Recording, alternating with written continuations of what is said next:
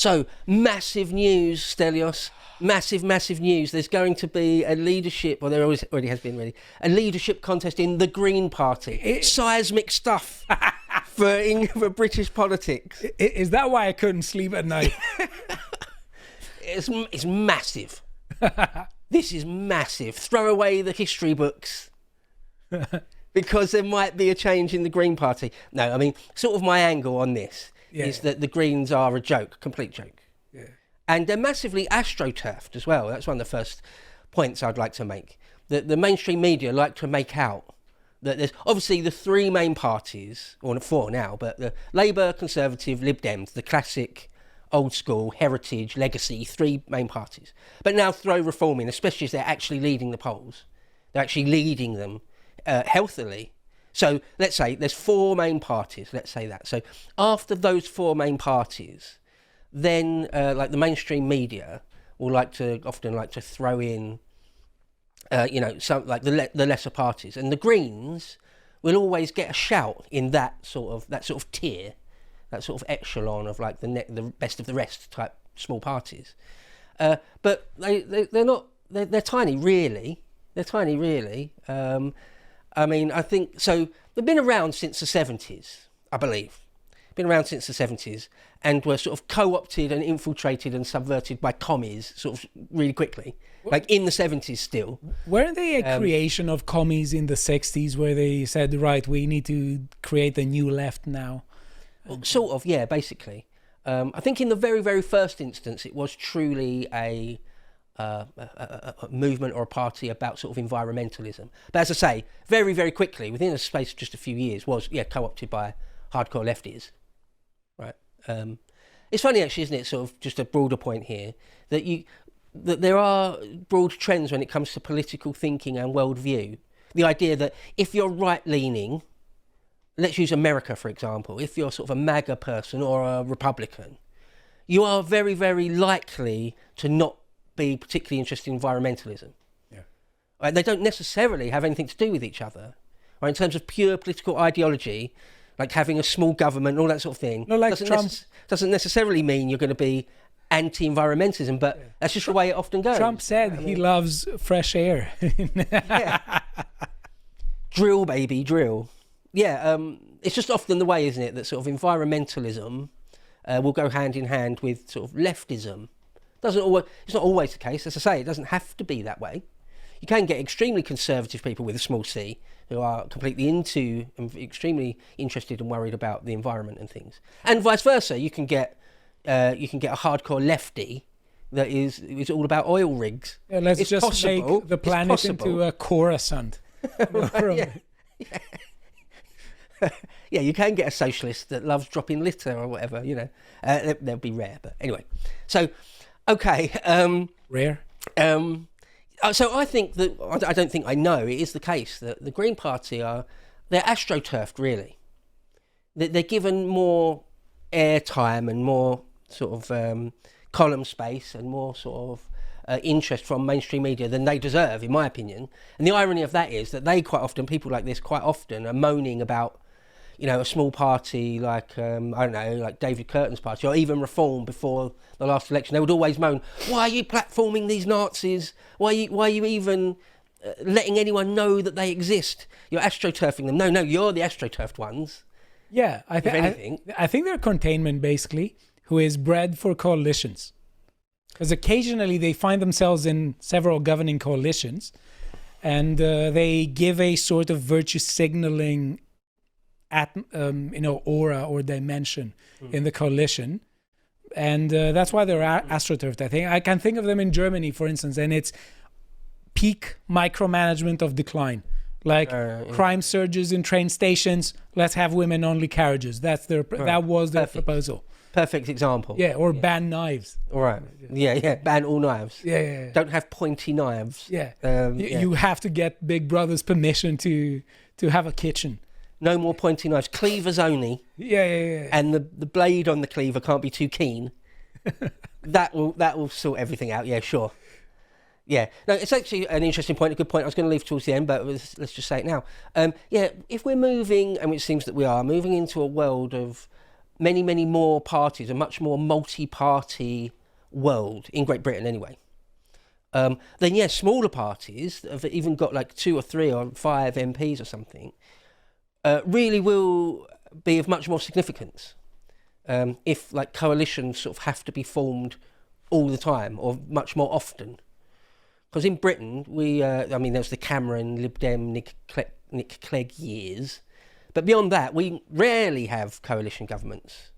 And I think in the future, I'm even talking decades in the future, it'll be much more likely that coalitions will be. And you're right, that sometimes a small party with, you look at the Unionists, Northern Ireland Unionists or something, they could be the difference between being able to form a government or not, when they've only got a tiny number of MPs. So, the Greens... So their first MP was Caroline Lucas in like 2010. That was their first MP ever. Yeah. So they've been around since the 70s, but they never actually even had one MP until 2010. And even now they've only got a very small number, haven't they? I think they've got 4. And they've got a number of councillors and things. And to be fair, they're not... I don't mean to say that they're utterly insignificant. They're not. I believe at the last election they got something in the order of 6% or something. 5, 6, 7%. Yeah, that's not nothing. Yeah. That's absolutely not nothing. So I'm not saying that. But they're not truly popular. They're not truly popular. I can conceive of Greens entering into coalitions with both, small C conservatives and leftist parties. But I can conceive of them creating problems for a coalition that is led by small C conservatives. But I can't think of them as creating trouble for a leftist-led coalition. Well, I've got an article towards the end that I was going to read, but in that, one of their main people, which I'll talk about in a moment, Zack Polanski, he just explicitly said that he'd be willing to closely work with that Jeremy Corbyn, Zara Sultana party. Yeah, so, of course there would be happy bedfellows with any sort of lefties, and I imagine... or wouldn't want to, it wouldn't be their first choice to work with any right-leaning or even centre-right-leaning parties. But the point is, honestly, when I hear Greens, they just don't seem to be the types of people who talk only about the environment. Mostly they talk about woke stuff. Well, this is the thing. This is my main angle about them, is that the environmental side is now, at this point, purely and obviously just a smokescreen. Yeah. To cover up communism, and globalism, and Islamism, all the things that aren't in the interest of certainly your average native. All those things.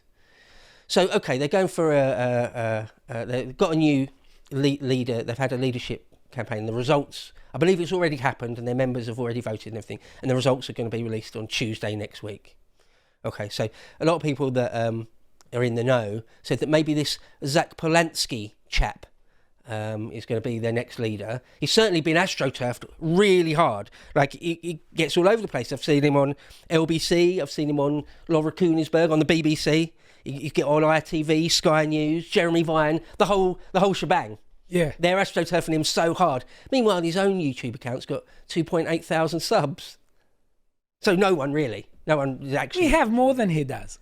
He has. Yeah.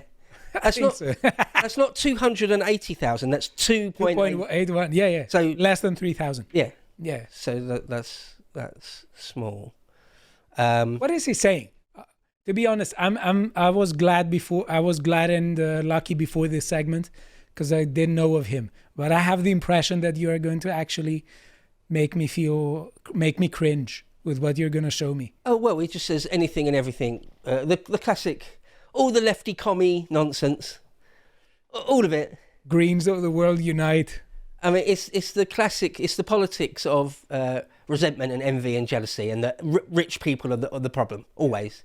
The Greens of the world have nothing to lose but their diesel engines. Yeah.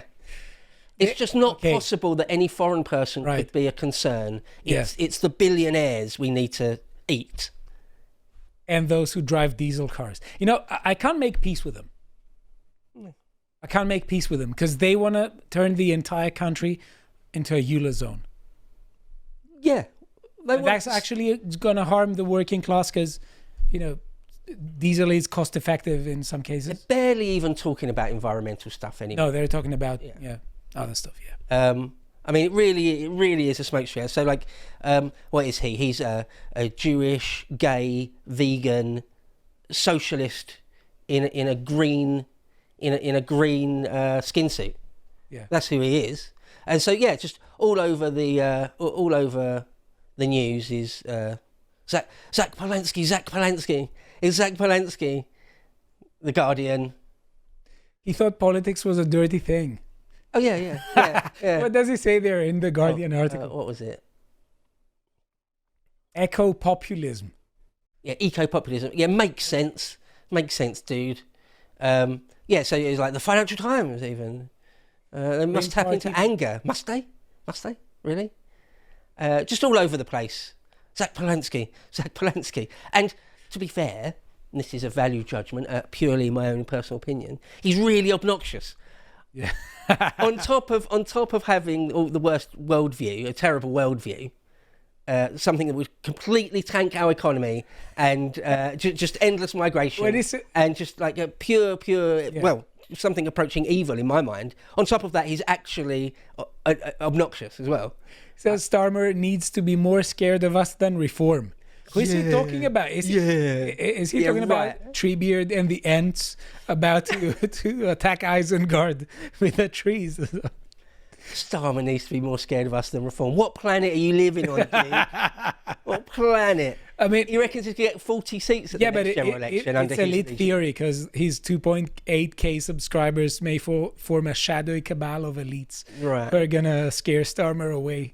Super powerful. Every single one of those 2.8 thousand subs are like super powerful Westminster elites. Yeah, that's the case. They're the Chads that are going to resurrect antiquity. Yeah, right. Okay, so I mean, imagine if you were, unfortunately, I've got to say, sort of fairly credulous, gullible environmentalist. Imagine that was just you. You're just like a little old lady that was really into recycling and making sure you put the right bit of plastic and paper in the right bin. And you really care about how polluted the oceans are. You're really worried about that, right? And so you vote Green. And you voted Green ever since the 70s or whatever. And now you realise, and suddenly, like, at what point do you realise? Oh, the Green Party. I was just interested in having like what's the thing you put on your roof? Solar panels. I was just interested in having solar panels on my roof. But now we're talking about getting rid of the rich and 100% inheritance tax or 50% inheritance tax or something. Like, when did that come from? Where did that come from? I feel sorry for those people, those genuine environmentalists that are just worried about the ozone layer and CFCs, right? That type of person, right, who's genuine, right? I feel a bit sorry for them because they've had the Mickey taken out of them. Yeah, they're being duped. If those people are still voting Green, there's no reason to vote Green. There's no reason to vote Green. If you're a uni party person, you've got a couple of different options. If you're a full Islamist person, you can vote for Corbyn, right? So there's no reason to vote Green at all. But I thought, let Polanski, let's let him speak for himself. Stop censoring him. Yeah, I don't want to put words in his mouth. Let's hear him himself. So this is his little pitch to be the leader of the Green Party. I met a man recently. Said he wanted to stand on a beach like this one with a gun and shoot the people coming across on small boats. Said it like he was just talking about the weather. The worst bit wasn't even that shot. Because it's this obsession that has gripped the country. The boats, the music, the sad violin. Boats for boats. Yet something doesn't add up. Our NHS is crumbling. Our wages are frozen. Our rents are obscene and our rivers are open sewers. And all those in power can do is blame the boats. Wait, you talk about the NHS crumbling and rents going through the roof and wages down, but it's wrong to worry about the influx of loads more people. Yeah. How does that make any sense? Makes zero sense. It doesn't make any sense. It's talking absolute more people, nonsense. more trash. Sorry? More people, more trash. I'm not saying that there's people that are as well. trash. I'm saying that, you consume more products and you have to take away your rubbish. The actual environmental angle as well. Yeah. Yeah. I thought you were worried about the environment, but no, 1 million more people a year, every year, endlessly, still. It's just, it's insane. You could only believe it if you suffer from such cognitive dissonance that you've abandoned paying any attention to your own cognitive dissonance. That's the only way you could believe this. Labour repeats it like it's gospel, this idea that there's no money left, and then they stoke racist narratives about strangers. Racist or racist. Say it. Let's say it all together. Destroying everything. Well, I call bullshit. Where do we draw the line? Language, You please. said bullshit. He's a strong man. Yeah. He's a strong leader. I mean, he is bullshitting us. Oh yeah. Yeah. Well, that's the irony of this. Yeah. It's just an endless spiel of bullshit from this chump. On the lies, the scapegoating, the idea that there's no money left in this country. There is plenty of money. Oh, there's still some rich people. There's some kulaks left. Yeah. There's money.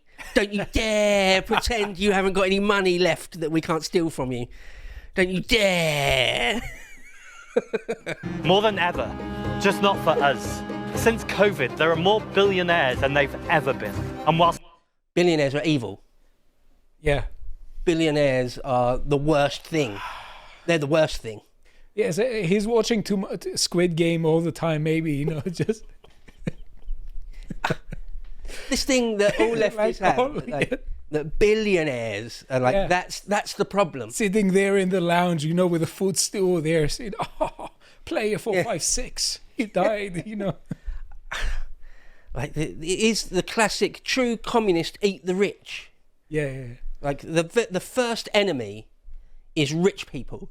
It's the kind of grift, I mean, I like Aerosmith, the band, but they had the song "Eat the Rich," but also they don't seem to be particularly poor themselves. Right, yeah. So it's just Isn't Steve Tyler the rich? Yeah. Though. Yeah. So- Maybe he forgot it because he was a bit stoned when he wrote it. So- Let's finish up with this complete mug. their wealth doubled, ours has been stripped away. So no wonder people are angry. Because while we feel the walls are closing in, the elites, they got to work. They flooded Westminster with lobbyists. They made sure that...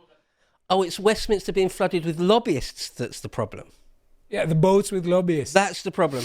Not the actual towns and cities being flooded with unvetted foreign criminals. I think... Not that. No, Not that. it is an issue of population. There are too many billionaires. Oh, far too many, yeah. Yeah. One is too many. Yeah. One is too many. And then we'll start on the millionaires. Yeah.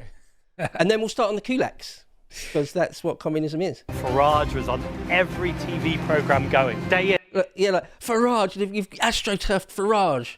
Yeah. That's the problem. I mean, day out telling the same lies. Because where do you think these stories come from? All this time they've been pointing at the small boats, telling us they were the people to blame. But the problem this whole time was the super rich and their yachts. Are you mad? Are you mad? yeah. But also, especially some billionaires who are funding some NGOs are in the problem for him, I'd say. Oh, yeah, I suppose, though. Yeah, those billionaires are all right, though. Yeah, they're for him, the I imagine. anointed and the enlightened. Yeah, the right type of billionaire. Yeah. Like, the problem is not that you're being invaded and replaced, whether legally or illegally. That's not the problem. It's that there's some billionaires who own yachts. What a spaz. Speaking of the What a music. spastic. That's mad. Speaking That's of the music, maybe Yeah, go on. people are going to dunk on me, but I think it was absolutely hilarious when it came to the video Farage did with deportations. And he had this dark, imposing music behind. I just found it hilarious. Yeah. Setting a mood. Yeah. They got a whole team of media people to come up with this. You can only imagine they dark would have been. tone, yeah. They go, we're going to have to have some very serious music over the top of this one. People will say, what does this have to do with the Green Party? Aren't Yeah. you lot all about trees and nature? Yeah. Well, yes. Defending nature is vital. And And this is about human nature. The man who wanted to go on a beach and shoot people, he wasn't born like that. The same system that is poisoning He probably was born with an innate in-group preference. Probably was, yeah. our rivers is poisoning our minds, all of us, and we have to draw the line. You've got the nerve to talk about poisoning minds, Zach. You've got the nerve to talk about it. Sorry, go on. No, please. We have to change the system, not just so we can survive, but so we can all thrive. That's the Green Party I want to lead. Oh, shut up. Shut up. I mean, this kind of alarmism is incredibly dangerous, polarizing, and it's leading to actual harm in some cases. Yeah, of course. Yeah. It's leading to the ridiculous. It's leading to the destruction of our economy and the very fabric of our society. Yeah. So anyway, earlier on I mentioned that not just communism but also Islamism. Some people might think, oh, that's a bit alarmist, Bo. That's a bit of a far-right fantasist thing to say. What's the Green Party got to do with Islamism, of all things? Surely there's no sort of unholy alliance between like Islam, radical Islam, and the Green Party that cares about sort of clean rivers and clean oceans. Oh, well, let's just hear from Mothin Ali, a Green Party councillor. If anyone, this is truly a duly elected Green Party councillor. You might think he'd talk about bins and recycling stuff, but no. We will not be silent. We will raise the voice of Gaza. We will raise the voice of Palestine. Allahu Akbar! Allahu Akbar! So that's the Green. That's the Green. Average Green voter. Yeah. That's the Green Party. Yeah. Incredible. Sort of incredible. But luckily they don't actually have any massive support. I mean, one thing that indicates that was this quite interesting article, which talks about essentially name recognition. Like, do you know the leaders of the parties? Right? And so you can well imagine that the Prime Minister, people know. Nige, people know. It's been around forever. And, you know, the Brexit thing and going on, I'm a celebrity, people know. Again, the leader of the opposition, people know. Most people don't know Ed Davey. Nobody knows the leader, well, not nobody. Few people know the leader of the Greens, the current one, Carla Denyer. I mean, even people in their own party, don't really know. Yeah. It's because it's all just virtue signaling. Yeah. It's a luxury belief, isn't it? Yeah. It's a luxury thing. And, well, we're just moving away from that world where anyone can afford sort of a bullshit luxury view. Particularly if, in fact, it's clearly a smokescreen for communism and Islamism. Yeah, I mean, they talk about, human nature and stuff. And I think ultimately it's always about human nature because the nature is indestructible. It may, if the planet changes, it could be the ecosystem that sustains human life that could be theoretically destroyed. So again, it's about people. So at the end of the day, what I find interesting and a bit worrying is that lots of people who are supporting these movements, they very frequently shut their minds, stop reading about society, and I just say, right, I want to focus on trees and rivers and I love nature, by the way.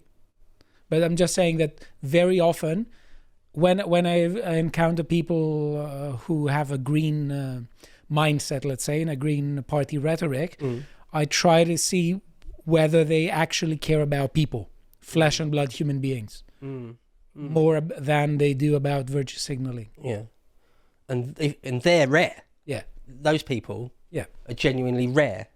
Yeah, I'll say if you are one of those people, like a real environmentalist, don't vote for the Green Party because that's not what they're about.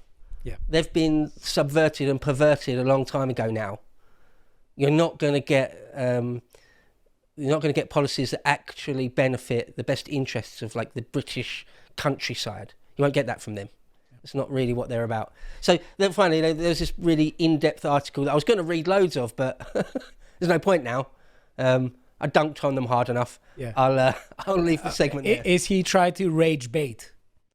Yeah, well, okay, just to quickly say then, the article is looks at the debate within the Green Party of whether they should sort of appeal to normies or whether they should appeal to hardline green stroke commie activists.